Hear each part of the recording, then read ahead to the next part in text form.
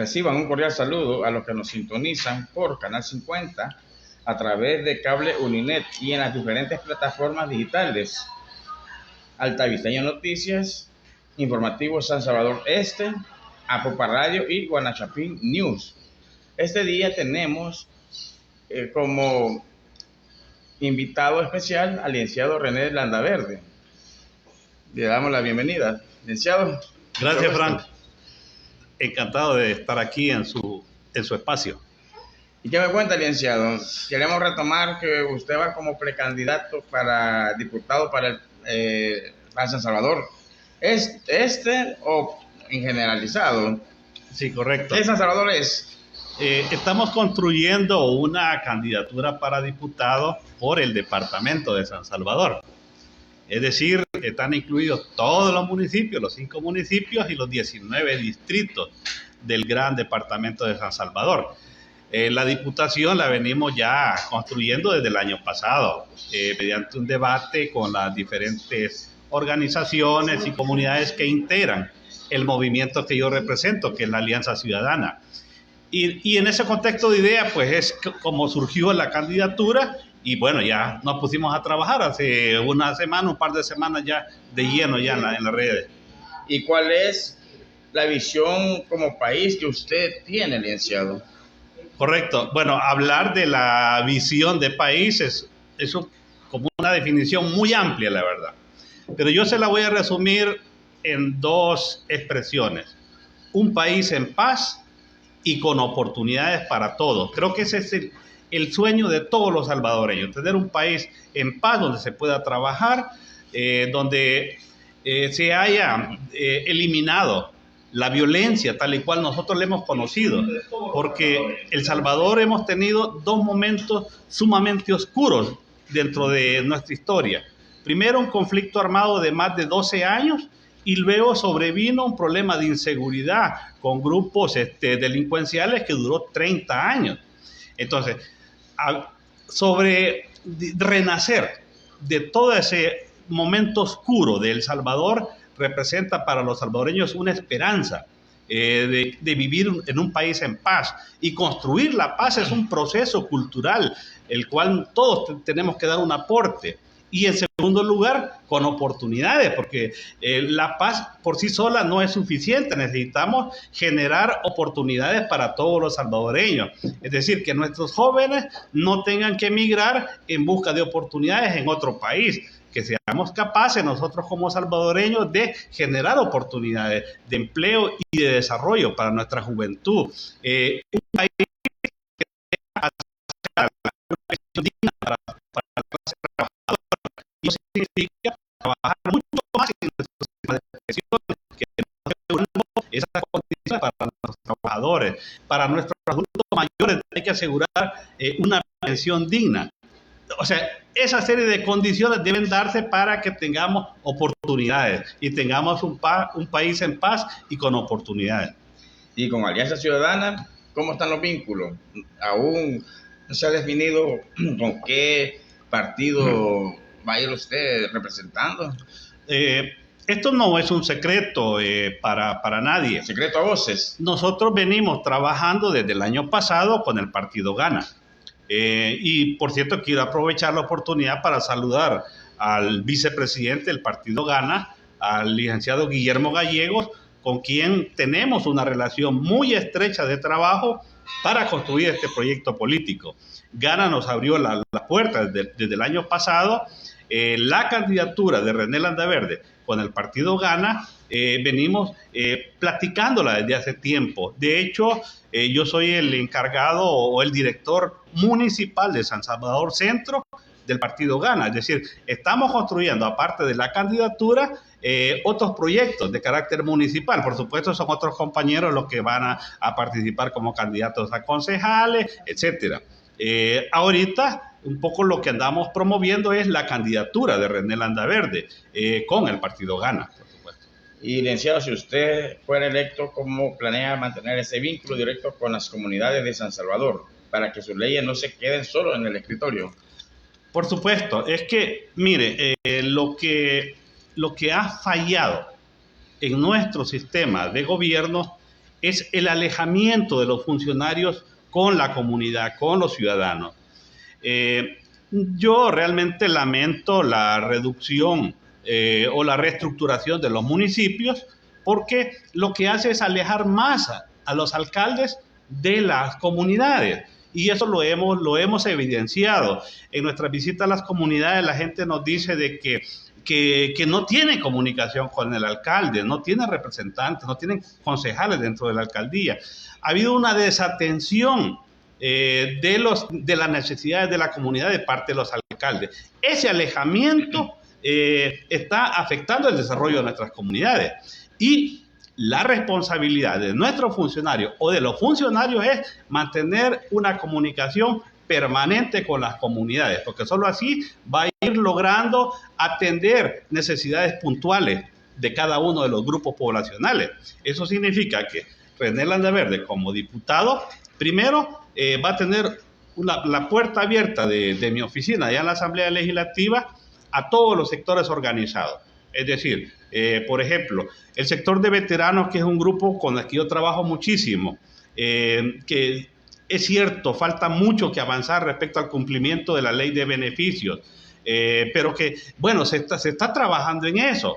Ese es un sector que yo voy a privilegiar muchísimo desde mi gestión en la Asamblea Legislativa. Las comunidades, los artistas, los escritores, con todos los grupos que trabajamos, vamos a diseñar propuestas en la Asamblea Legislativa, pero también no hay que dejar de lado el trabajo territorial, porque lo que no vemos son los diputados caminando por nuestras comunidades. Los vemos únicamente en tiempos de campaña, pero no los vemos durante la gestión.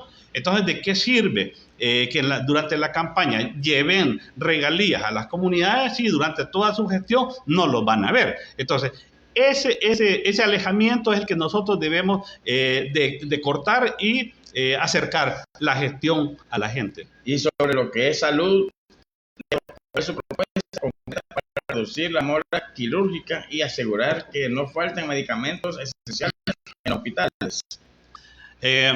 Aquí vamos a hablar, claro. Sí, aquí vamos a aprovechar el espacio, vamos a hablar de seguridad, vamos a hablar de las pymes, economía, vamos a hablar de salud. Totalmente de acuerdo. Porque es muy necesario para que sepan ahí a las personas que nos están sintonizando, claro, por Canal 50 a través de Cable Uninet. Y un saludo hasta San Salvador Este, que siempre están pendientes, también allá en Perú La Pilla, un distrito muy bonito. Siempre menciono también Suchitoto, ¿verdad? Que son pueblos que son de mucho turismo, y además todo El Salvador, que está siempre pendiente de las entrevistas. Muchas gracias. Correcto. Nuestro sistema de salud ha avanzado mucho respecto al sistema de salud que teníamos en los gobiernos de Arena. En aquellos tiempos los gobiernos de Arena hacían negocios con la salud. Recordemos las cantidades de toneladas de medicina vencida que se encontraron en las bodegas del Ministerio de Salud. Es decir, o ya la compraban vencida o la dejaban vencer para comprar más. Entonces, esto no está sucediendo en este gobierno y eso es sumamente importante. Se ha avanzado como gobierno en la construcción de una red nacional de hospitales. Vemos el nuevo hospital Rosales y bueno, tantos hospitales a nivel nacional. Creo que el Estado va en la vía correcta respecto al sistema de salud. Recordemos, compañeros, un país, una sociedad enferma no produce, una sociedad enferma no va a evolucionar, no se va a desarrollar. El sistema de salud es uno de los derechos fundamentales, por no decir de los principales, dentro de un Estado. Ahora, ¿cuál es mi trabajo como diputado? Por supuesto, no me corresponde a mí dirigir toda la política nacional de salud, sino que al presidente de la República. Nosotros, desde la Asamblea Legislativa, lo que tenemos que hacer es coadyuvar los planes de desarrollo del presidente de la República. Es decir, por ejemplo, si necesita emprender un proyecto del cual requiera una decisión de la Asamblea Legislativa, yo la voy a acompañar porque estoy consciente de que la salud es un derecho fundamental en El Salvador que debemos privilegiar y debemos apostarle. construir una red de salud más efectiva. Nuestro seguro social necesita evolucionar muchísimo, la verdad. Necesita más tecnología, necesita más infraestructura, necesita más médicos, necesita más medicina. La gente, pues, obviamente se queja, mira, me dieron receta, pero no hay medicamento. Por supuesto, sabemos de que no todo está hecho, que falta que avanzar. Nuestra responsabilidad, por supuesto, es acompañar las gestiones que haga el gobierno en esta vía. Y actualmente, ¿cómo ve ahorita lo de la salud? Así rápido. Sí, yo pienso, como le decía, desde un principio ha habido una evolución sumamente importante. Por lo menos yo en los últimos 7 años no he visto ninguna denuncia que se diga de que hay medicina vencida en los hospitales o en las bodegas de almacenamiento del Ministerio de Salud. Y si hablamos de desempleo, licenciado. Empleo. Sí, desempleo. No empleo, desempleo Claro. que actualmente ha ocurrido en los hospitales. En materia de salud. Sí, en materia de salud. Correcto, vaya, esto... Perdóname, porque usted me dice implementar más unas redes de salud, hospitales, pero por otro lado también se están dando lo que son los desempleos. ¿Cómo tiene que ser una balanza? Yo pensaría, Frank, en esta parte y hacerle un llamado precisamente a los sindicatos de la salud, porque lo que menos oímos es al sector de salud pronunciándose respecto a situaciones que estén sucediendo dentro del sistema de salud. Yo no soy médico, o sea, como para conocer en detalle qué es lo que está sucediendo. Conozco lo que se dice por la televisión, ¿verdad? Y lo que el Vox Populi dice. Por supuesto, si han visto algún tipo de manifestaciones de la gente, ¿cómo se llama? Diciendo el cambio de vida, etcétera. Eso tiene que ver, en primer lugar,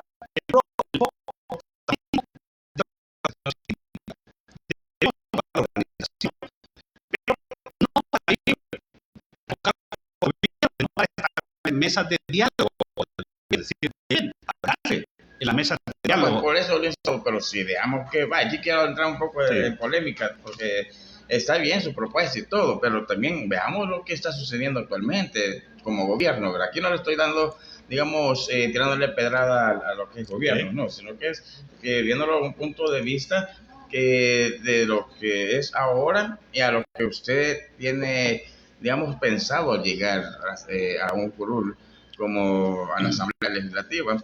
¿Cómo puede, digamos, disminuir toda esa situación o los llamados o las reuniones que usted dice, digamos, organizarse, pero si no son escuchados con el gobierno? Correcto, Fran. Vaya, eso cambia un poco la perspectiva. Lo que pueda estar sucediendo, desde su opinión, como percibe, esa es una realidad, que es que se debe atender. Entonces me dice, bien, ¿cuál va a ser tu papel? Por supuesto, trabajar con todos los sectores organizados, ya lo he dicho. Yo voy a trabajar con los sindicatos de salud, por supuesto que sí. Voy a trabajar y les voy a abrir las puertas dentro de la Asamblea Legislativa para que generemos propuestas, para que generemos debate legislativo, para que acerquemos esas demandas también al gobierno. Porque usted dice, no son escuchados. Construyamos los espacios de diálogo. Que no se puede, claro que se puede. El gobierno está abierto a construir espacios de diálogo, pero hemos avanzado muy poco en esa parte por falta de protagonismo, muchas veces de las organizaciones que representan esos sectores en particular. Mi responsabilidad como funcionario es trabajar con la gente, escucharlos y, por supuesto, construir propuestas. No va a ser mucho realmente que desde el escritorio quieren avalar reformas de todo índole y no son de campo. Ya cuando vienen las elecciones ahí andan ya pidiendo el voto a las comunidades y todo. Yo creería que usted no va a ser así, Valenciano. Usted va a ser más territorial. Lo que pasa, Frank, de que mi experiencia... Ya voy a hablar de la experiencia. Mi experiencia ha sido con la organización social. Yo nunca he sido ni alcalde, ni concejal, ni diputado, ni absolutamente nada. Entonces no me pueden decir que tengo algún tipo de actos de corrupción. Entonces, como vengo desde la perspectiva ciudadana, por supuesto, yo tengo otra visión Ha estado más de cerca país. con la comunidad. Correcto. Entonces yo digo, vaya, lo que pasa es que esto efectivamente no se ha atendido y veo el alejamiento del funcionario con la comunidad. Entonces, mi trabajo no es irme a sentar a la asamblea. No, hombre, para estar sentado en mi casa, ¿me entiendes? La Asamblea Legislativa es para desarrollar propuestas, es para crear diálogo, es para acercar la comunidad a las soluciones, porque las soluciones en muchos casos están en manos del Estado, pero no se han podido canalizar de la mejor manera. Le voy a poner un ejemplo, Frank. Yo me relaciono mucho con las comunidades y las colonias. Y lo que he observado mucho desde hace años es que muchas comunidades ni siquiera son propietarias del pedacito de tierra donde viven. Las familias no son dueñas de su pedacito de tierra. ¿Por qué? Este problema se dio mayormente desde el conflicto armado, desde la guerra. Vino mucha población huyendo de las bombas en el campo a hacer tomas de tierra. Y nuestro San Salvador y las capitales, las ciudades están llenas de comunidades, en muchos casos comunidades marginales, Frank. Sí. Gente que vive en champas, en casitas mal hechas, porque la gente no puede construir efectivamente porque no les pertenece la tierra. Esas propiedades son municipales, en muchos casos son predios municipales, otras son propiedades del MOP. Yo conozco comunidades que son propiedades del MOP. Otras comunidades son propiedad del ITFA y por supuesto las sabrán que son propiedades privadas, como el caso de la 1 de diciembre en la entrada a Soyapango, que es una propiedad privada y que por supuesto ahorita están en ese proceso de desalojo o de compra. Bueno, no vamos tan lejos, licenciado. Ya que habló de las tierras y todo lo demás, y ahorita tienen problemas de las notificaciones. Ahí están empresarios que tienen preso a todos sus representantes y propietarios que se han aprovechado desde esa situación. Desde que fueron los acuerdos de paz, han venido haciendo muchas irregularidades que están adentro del marco judicial, y ellos realmente, si vemos ese tema así rápido de las tierras, ha habido mucha injusticia aquí en el país. Totalmente, si eso viene desde el 32, desde la expropiación de nuestros pueblos indígenas, que eran los dueños de la tierra. Pero bueno, lo que te quiero decir, Frank, es que mucho se puede hacer muchísimo, desde las alcaldías, desde la Asamblea Legislativa. Hay propiedades, hay comunidades que están ubicadas dentro de calles, lo que fueron calles, sí, y que hoy están en desuso. Perfectamente, la Asamblea puede emitir un decreto para declararla en desuso y se le transfiere a la gente para que pueda construir una casita digna. O le busca una solución definitiva al problema de la vivienda.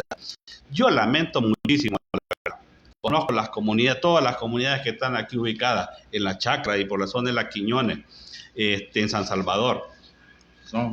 No han habido soluciones sostenibles de nadie. A eso es lo que voy, Pedro. Ni de las alcaldías, ni de los gobiernos. Y en cada invierno se inunda, porque no estamos buscando soluciones al problema habitacional de estas personas. Ese es uno de los grandes problemas que tenemos ahorita. Ya no digamos, bueno, solo en la capital, lo que es San Salvador, porque la gente se va allá a las quebradas que han ido a hacer casas.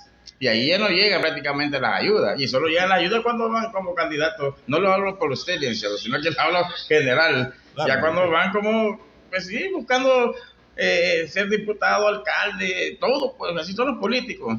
Pero yo sé que usted va a ser diferente. Totalmente. Es que yo no vengo de una escuela política, de partidaria. No, ahorita, oiga, lo que le decía, licenciado Landaverde, usted tiene una trayectoria profesional sólida.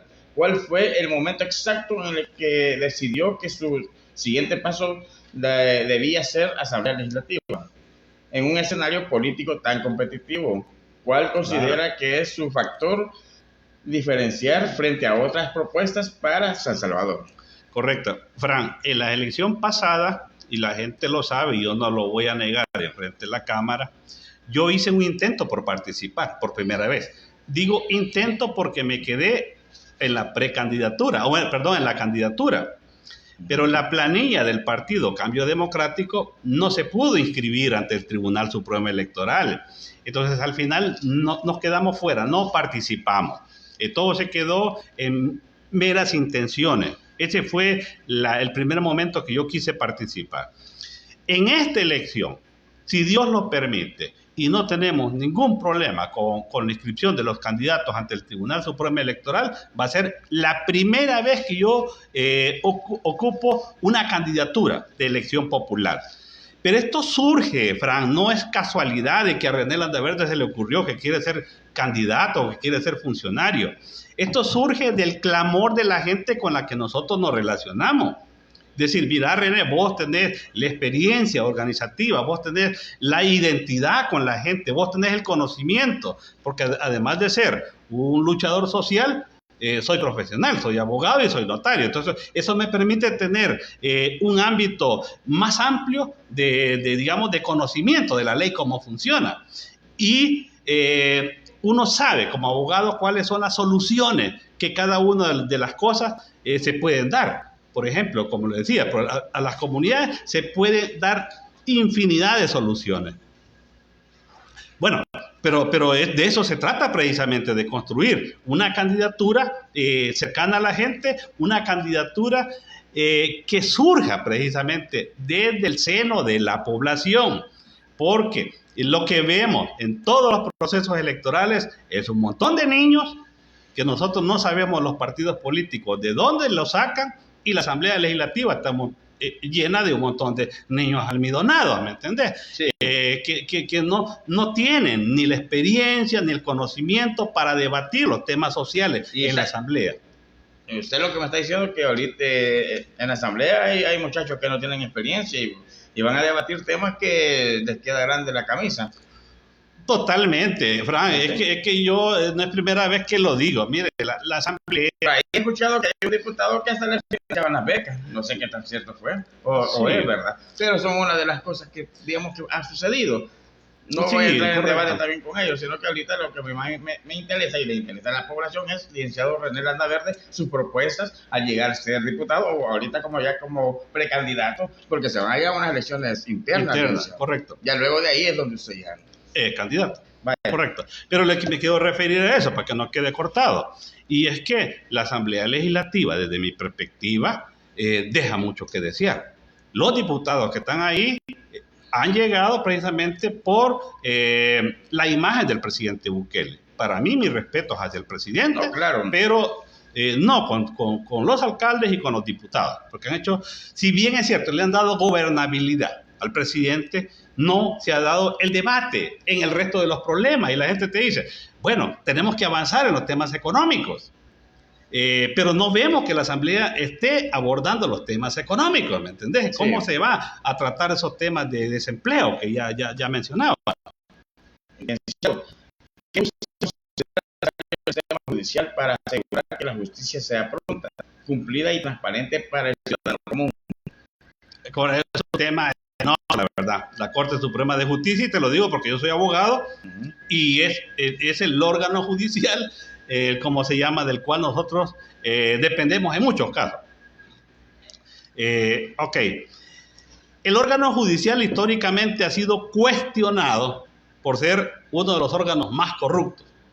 Y los jueces, como se llama, han sido meros operadores del sistema que han ido, en muchos casos, a utilizar el cargo para enriquecerse. Yo conocí, en mis tiempos de estudiantes, por ejemplo, a muchos abogados sacadores, les decíamos en aquel tiempo. El abogado sacador era el que llegaba a la audiencia solo a traer, solo a sacar al reo, porque ya tenía un arreglo económico con el juez. Esos eran los buenos abogados. En aquel tiempo la gente buscaba a los buenos abogados, que significaba los que eran capaces de sobornar a los jueces, ¿me entendés? Y eso pasa primero por revisar el Consejo Nacional de la Judicatura. El CNJ es el que realiza todo el proceso de selección de nuestros jueces, ¿me entendés? Sí. La depuración del sistema judicial tiene que comenzar por el Consejo Nacional de la Judicatura. Para mí, una de las apuestas que debe hacer el gobierno es hacer una depuración exhaustiva del sistema judicial. Si todavía hay jueces corruptos en este país, hay que encontrarlos, hay que desenmascararlos y hay que meterlos presos, porque nuestro sistema de justicia es la garantía que usted tiene de sus libertades. Como ciudadano, ¿verdad? De la garantía del cumplimiento efectivo de la ley. del juez imparcial. No podemos ir a una audiencia a sabiendas que el juez va a pronunciarse en mi contra, porque pudo haberse prestado a soborno, a otras prácticas. O al pasado. O al pasado. Yo que sí quiero señalar como un gran avance, y es porque ha sido un gran avance del presidente Bukele en implementar la ley antisoborno en todas las instituciones del Estado. La Corte lo está implementando, procedimientos antisoborno. Eso está mandando un mensaje a los funcionarios que hacían esas prácticas. Pero hay que hacerla, la depuración judicial, por supuesto, hay que ver también los negocios que se dan ahí. Siempre hemos sabido que los sindicatos de la Corte han tenido arreglos con los magistrados, es decir, para repartirse cuotas de ¿cómo se llama?, de empleo, ya dentro de la Corte. Todas esas prácticas tienen que ir desapareciendo. Los sindicatos no son para ir a negociar con la Corte o con los magistrados, son precisamente para velar por los intereses de la clase trabajadora. Y si hablamos ahora con lo de los pymes, muchos emprendedores luchan por sobrevivir. ¿Qué incentivos fiscales o programas de financiamiento propone para que las pequeñas empresas puedan crecer? Bueno, es uno de los temas que necesitamos darle mucho debate, mucho taller, porque la pequeña y la mediana empresa constituye gran parte de nuestro Producto Interno Bruto en El Salvador. Es decir, la economía salvadoreña o de la familia salvadoreña en su gran mayoría se sostiene por la micro y pequeña empresa. Entonces vemos emprendedores por todas partes. Este tema me gusta, porque estamos hablando de emprender. Este tema sí me gusta bastante. Hay un diputado que ha dicho que la gente ya no tiene que trabajar, sino que tener negocios, emprender. Pero ¿cómo es eso que quieren emprender y a la vez lo están golpeando? No hay créditos fáciles para ese emprendedor, pero a la vez no quieren que trabaje. Licenciado, ¿me lo puede explicar usted?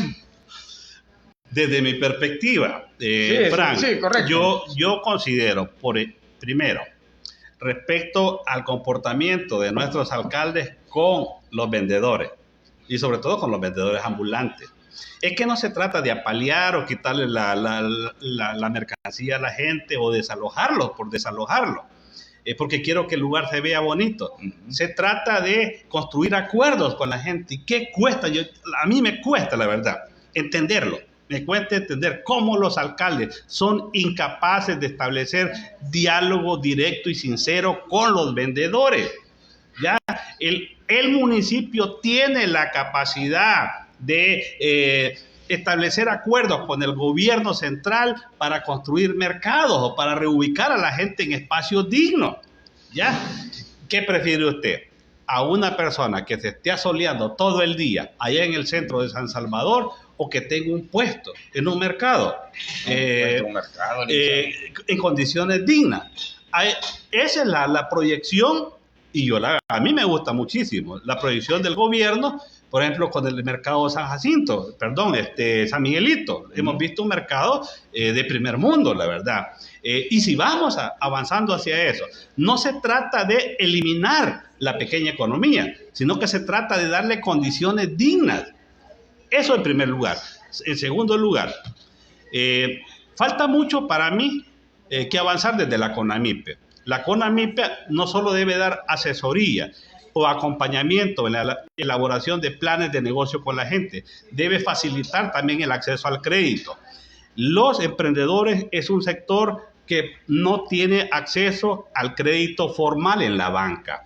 Si usted como vendedor de chicle va al banco y pide un préstamo, le van a hacer, ¿cómo se llama?, un balance de su negocio. No existe, licenciado, en los bancos no se lo dan. Lo que le quiero decir es que el vendedor no tiene la capacidad para asegurarle que va a pagar ese préstamo. Entonces no es sujeto de crédito.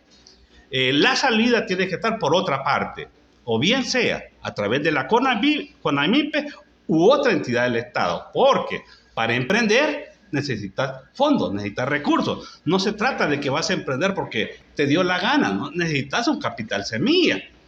Por supuesto que hay iniciativas de parte del Estado, pero tenés que darle más taller a esto. Y no se trata para mí de formalizar al sector informal para cobrar el impuesto, porque eso es lo primero que piensan muchos funcionarios. Hay que formalizarlo, hay que hacer que constituyan su empresa para cobrar el impuesto. Tiene que verse esto como una inversión. Cuando invertimos en la gente, cuando generamos oportunidades para la gente, estamos asegurando la paz en este país, la convivencia, estamos asegurando las condiciones para que nuestras familias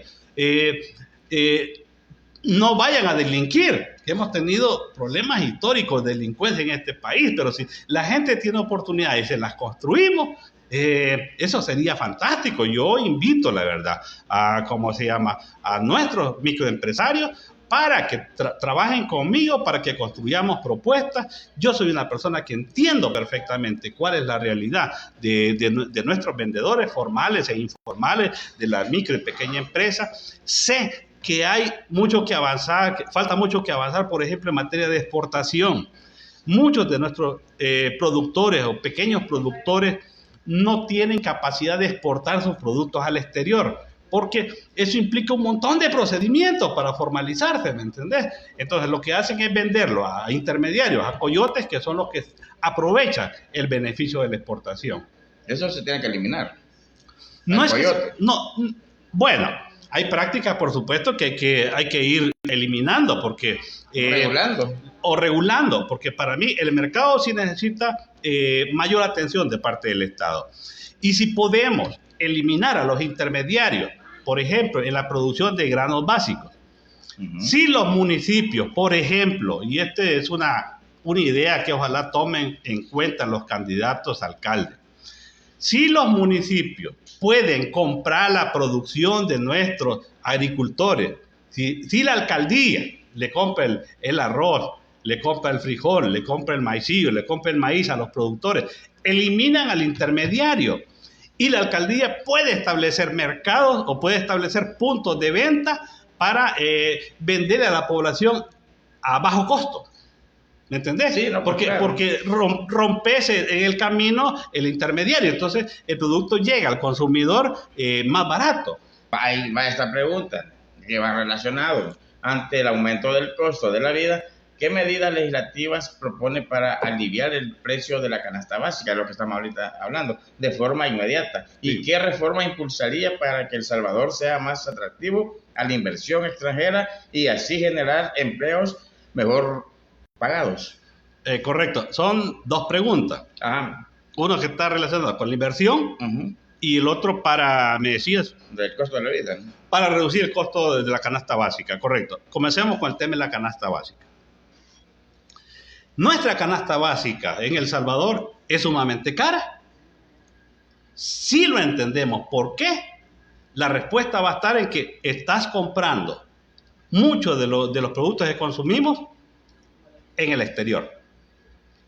El país no está produciendo suficientes alimentos para la población. Significa que tenés que comprarle a Guatemala, a Honduras, a Nicaragua, a Estados Unidos, a China, ya no sé quién más, ¿me entendés? Sí. Entonces, todo eso, ¿cómo se llama? Te genera un costo más elevado de la canasta básica. ¿Cuál es la propuesta que yo he venido planteando en este foro y en otro?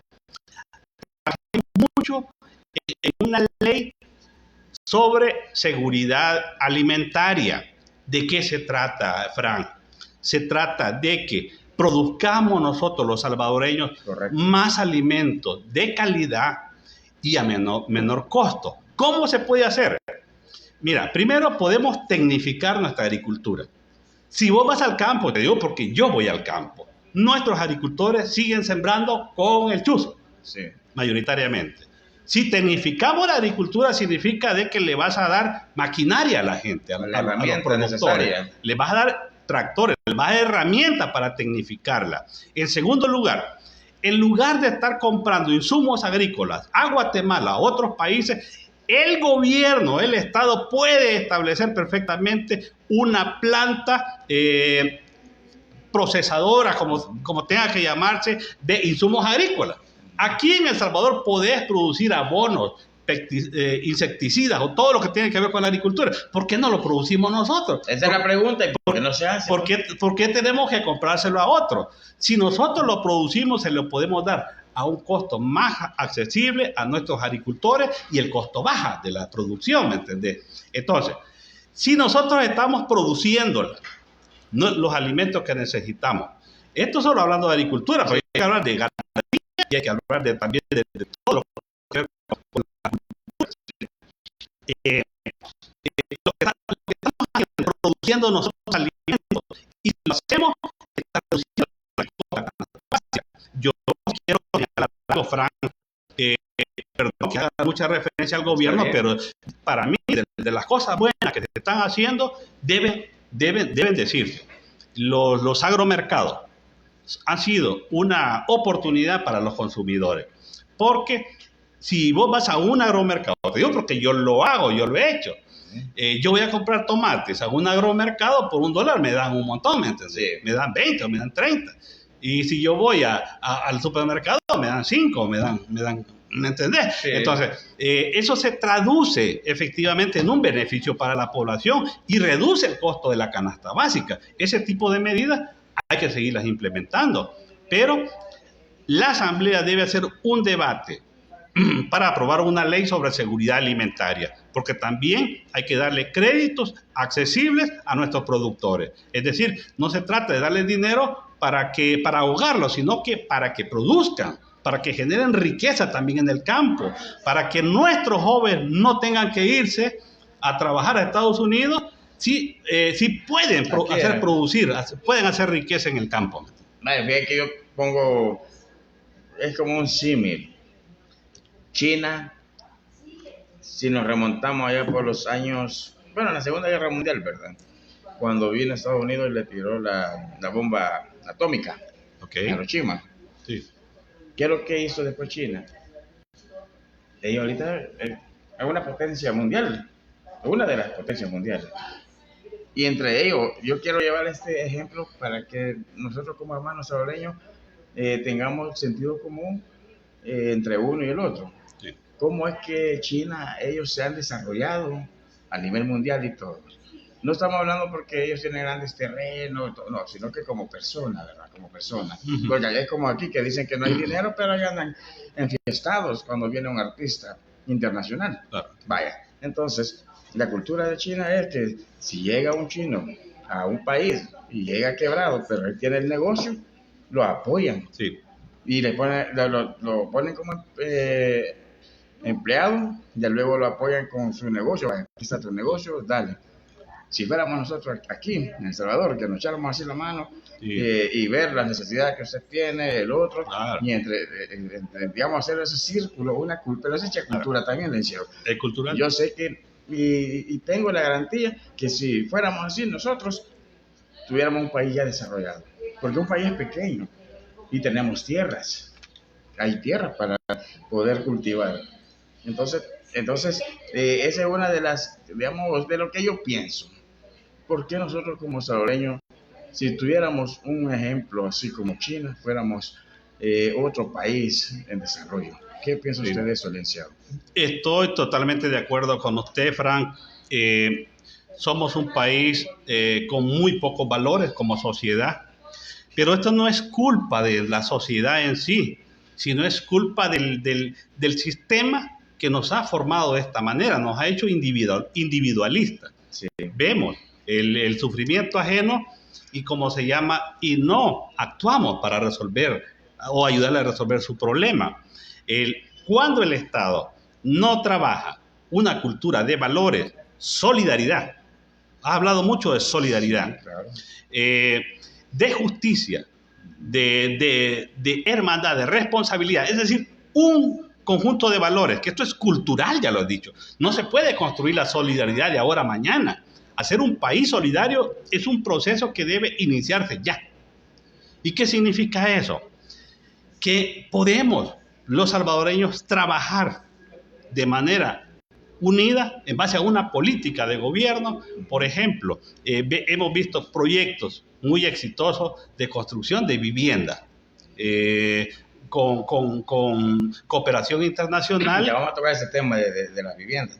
Sí, con cooperación internacional, pero con ayuda mutua. Es decir, la comunidad de manera solidaria trabaja para construir eso.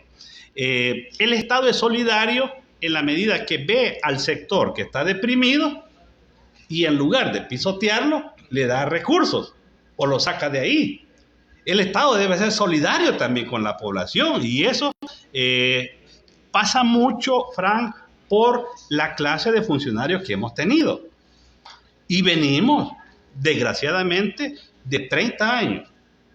Digo 30 porque es donde hay una serie de procesos judiciales fuera del país que andan huyendo porque se llevaron los recursos. Sí. O sea, no pensaban en que la comunidad, el pueblo necesitaba esos recursos como un apoyo solidario del Estado, sino que se lo llevaron ellos para su bolsillo. Bueno, si usted estuvo licenciado ahí de Francisco Flores, de los 15 millones que se robaron, y eso no es que vamos a estar inventando, eso es una realidad. Claro. Y usted estuvo ahí como abogado. Como acusador, cabal. Como acusador. Así es. Vaya. No, totalmente. Es que conocemos en detalle. Y eso a nosotros no nos van a dejar mentir los salvadoreños. Yo, como usted lo dijo, trabajé en la acusación contra el expresidente Francisco Flores. Sabemos de que hubo mucho contubernio o arreglo entre el sistema judicial, entre la Asamblea Legislativa, entre el presidente de la República de aquel entonces para proteger a este funcionario corrupto, que al final ni nosotros, que fuimos acusadores, pudimos constatar que efectivamente Francisco Flores estaba muerto. Ni nosotros pudimos constatarlo. Porque el director de medicina legal lo que le dio a la fiscalía fue un acta de defunción y el fiscal lo que nos dijo, el Paco Flores está muerto y aquí está el acta de defunción. Jamás vimos el cuerpo y la gente todavía sigue rumorando si efectivamente está muerto. Pues, pero bueno, es una de las cosas que quizás en algún momento algún gobierno abra alguna investigación, pero corrupción ha habido muchísimo. Vimos el caso, por ejemplo, de la calle de la Diego de Holguín, que pasó años. Se invirtieron millones de dólares. Porque le han puesto también la carretera de oro. De oro, la carretera de oro, cabal. Un saqueo millonario. Fueron otros gobiernos los que vinieron a reactivar estos proyectos. Pero bueno, el hecho que se le ponga un alto a la corrupción significa de que los recursos deben destinarse para las necesidades de la gente. ¿Me entiendes? Cabal, es que así tiene que ser. Así tiene que ser. Vale, si usted se ha fijado, igual a los que nos están sintonizando, ¿por qué yo hablo y por qué saco algunos temas así rápido de los diputados que están en función ahorita? Porque para allá va el licenciado. Para allá va usted, licenciado. Sí. ¿Y por qué? Todo diputado va a ser señalado siempre. Porque sí, ellos son empleados del gobierno, digamos, del pueblo, porque el pueblo los ha puesto. Fíjate, Frank, que hay un tema que tiene que ver mucho con la inexperiencia de los funcionarios.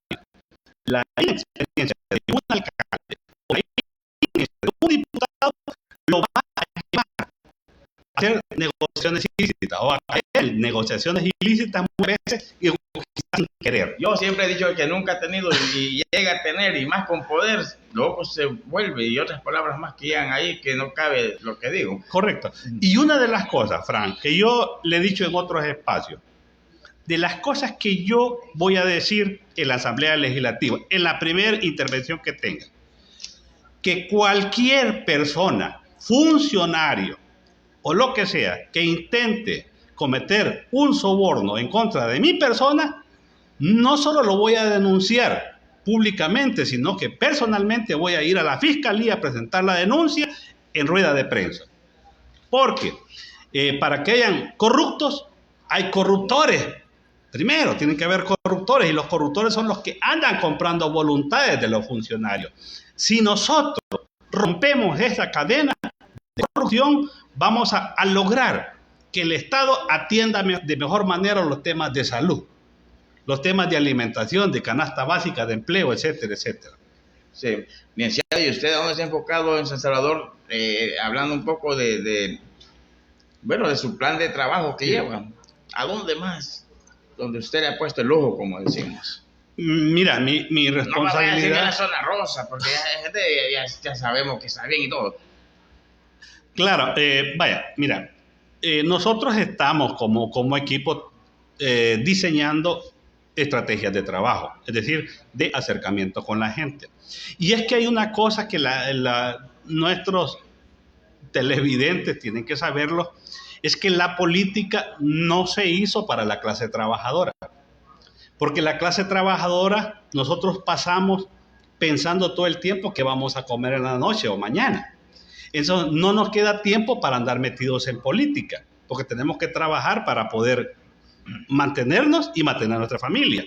Entonces, quienes participan en política casi siempre son los sectores empresariales o los sectores burgueses, ¿me entendés? Sí. Y ellos son los que secuestran el Estado, ellos lo controlan. Ellos definen. Y la clase trabajadora, que es la gran mayoría, no tiene representantes. ¿Por qué no los tiene? Hace una reflexión, ¿por qué no hay trabajadores en la Asamblea Legislativa? Y no los hay precisamente porque en el camino vos necesitas recursos para hacer campaña electoral. Nosotros agradecemos de veras este tipo de espacios porque no podemos pagar una campaña en grandes medios, ¿me entendés? O comprando vallas. Y el trabajo que nosotros hacemos es de acercamiento directamente con la comunidad y con la gente. Ahora, tú me dices, ¿y dónde vas a ir? Por supuesto que a los sectores populares, que es donde hay todavía un montón de problemas que no han sido atendidos. Y yo te digo, el domingo voy a estar aquí en unas comunidades de Tonacatepec, aquí por la urbanización Las Flores. La gente nos ha dicho, queremos que vean cómo están las cosas aquí. Por supuesto, nuestra responsabilidad como candidatos es tomar nota de lo que la gente te está diciendo, ir evaluando en el tiempo qué tipo de acciones podés hacer. El diputado muchas veces no va a atender directamente ese problema, pero lo puede coordinar con el ministro, lo puede coordinar con un alcalde, lo puede coordinar con la presidencial. Si lo que a nuestros diputados le falta es cerebro. Alguien me dijo, mira, un solo diputado no puede hacer nada en la Asamblea Legislativa. O sea, esto es una declaración, porque un diputado puede hacer muchísimo. Porque un diputado genera debate, construye propuestas, dialoga con la gente, ¿me entiendes? Construye acuerdos con el gobierno. Licenciado, yo al único diputado que he visto hasta el momento, y no porque le voy a echar flores, pero lo que hay del César, así, es al licenciado Ernesto Castro. Allá han andado en las colonias altadistas, caminando, haciendo proyectos y muchas cosas más. Excelente. Porque ningún diputado ha llegado hasta el momento. Y todos van por un fin, lógicamente, ¿verdad? Porque son políticos. Pero anteriormente, digamos, todo un año pasado que se dedique a trabajar con la gente, ¿cómo lo ve, licenciado, en ese punto? Es porque realmente quiere trabajar con la gente. No ha perdido aquello. Es correcto. Es que, mira, yo siempre lo digo en las reuniones, yo aspiro a que tengamos gobiernos sostenibles. ¿A qué me refiero? El gobierno, por ejemplo, del presidente Bukele, para mí necesita dos condiciones para ser un gobierno que atienda los problemas reales de la población. Primero, que tenga recursos. El Estado necesita recursos.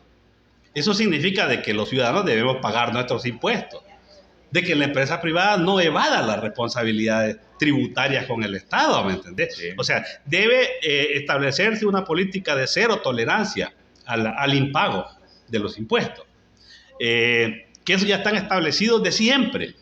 No estoy hablando de que deben establecerse nuevos impuestos. Entonces, pero el Estado necesita recursos. En segundo lugar, el Estado necesita gobernabilidad. ¿Y quién le da gobernabilidad? Se lo da la Asamblea Legislativa, se lo da el pueblo y se lo dan las instituciones del Estado. Un gobierno que está de manera constante defendiéndose de los ataques de la oposición, de los ataques de la Asamblea, de los ataques, no va a trabajar. Por eso es que el gobierno necesita gobernabilidad. ¿Y quién le da gobernabilidad? Por supuesto, nosotros los diputados. Pero, usted dice, pero lo que pasa es que hemos visto, sí, diputados trabajando, pero la gran mayoría no los hemos visto. Sí. Y la gente debe observar eso. Por eso que le estoy poniendo el ejemplo. Porque la gente sí debe privilegiar a la gente que está trabajando. Es que no se trata de quitar a los buenos funcionarios, no, al contrario, significa de que estos funcionarios deben estar más tiempo porque son los que realmente se están comprometiendo con la población. Entonces, la sostenibilidad de un gobierno pasa por asegurar eso. Un diputado que solo esté 3 años ahí va a ser muy poco, ¿me entendés? Sí. Pero hemos visto diputados que han estado 30 años y no han hecho nada. Sí. ¿Entendés? No, pues, el sistema electoral mencionado. El sistema electoral anterior era sumamente Pésimo.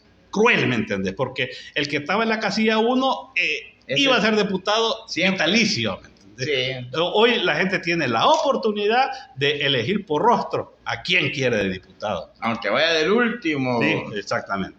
En el listado, pero si la persona elige al que va como diputado, es que queda, ¿verdad? Así es. Licenciado, a mí me gusta su plática, esta entrevista está muy interesante porque me quedo corto con muchas preguntas que le quiero hacer también para ir ya cerrando el programa.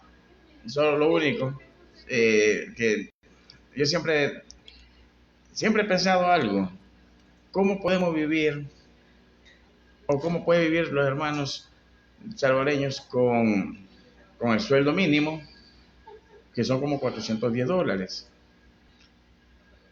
Y quieren optar por una vivienda. Sí.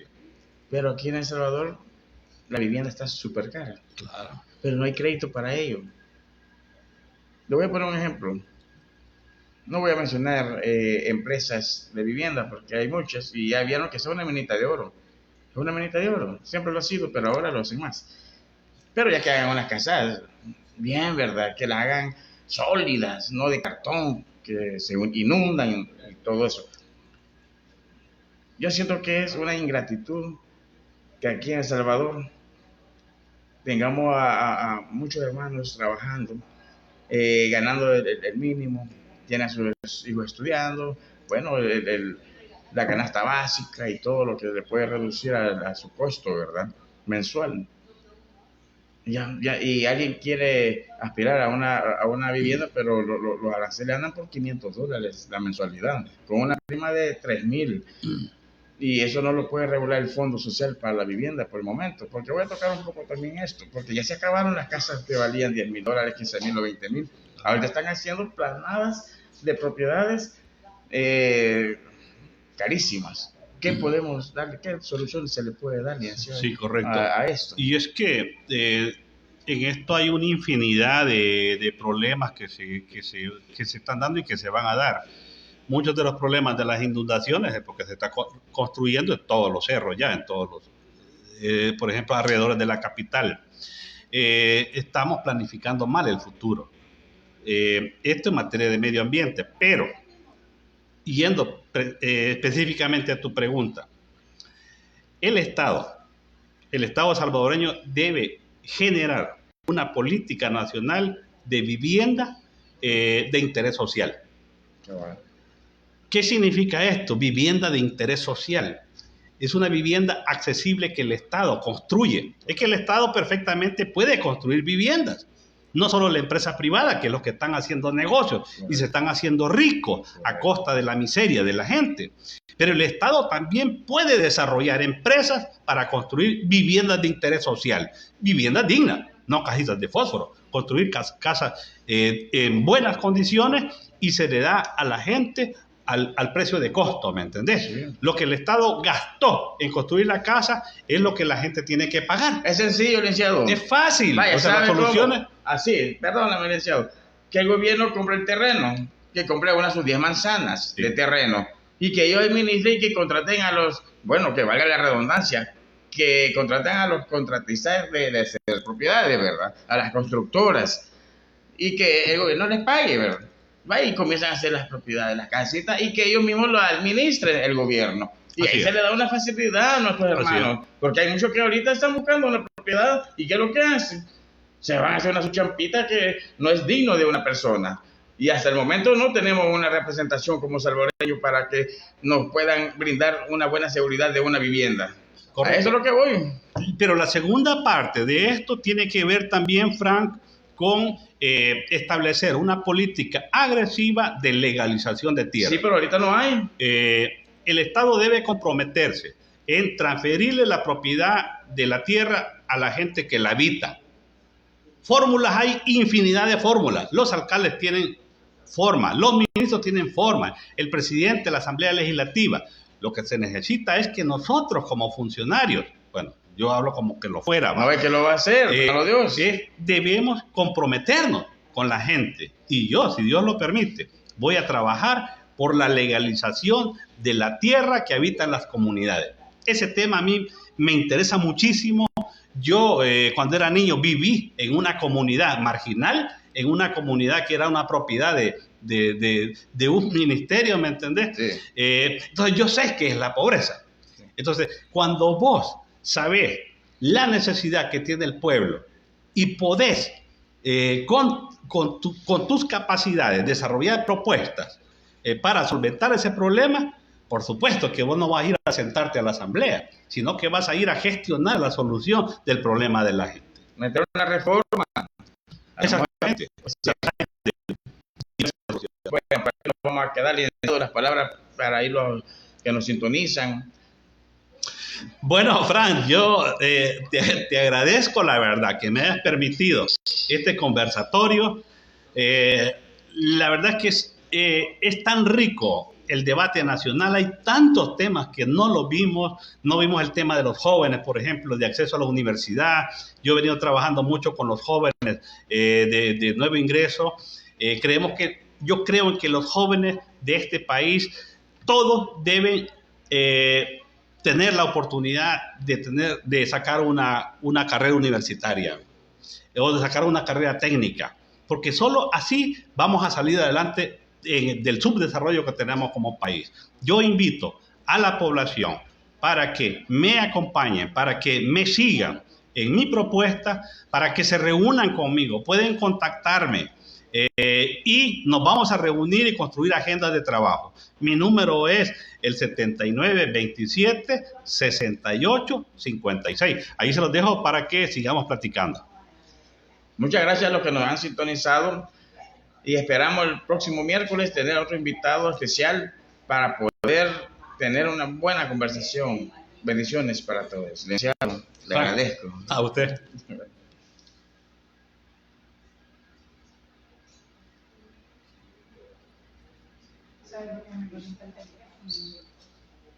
A él se le apagó también.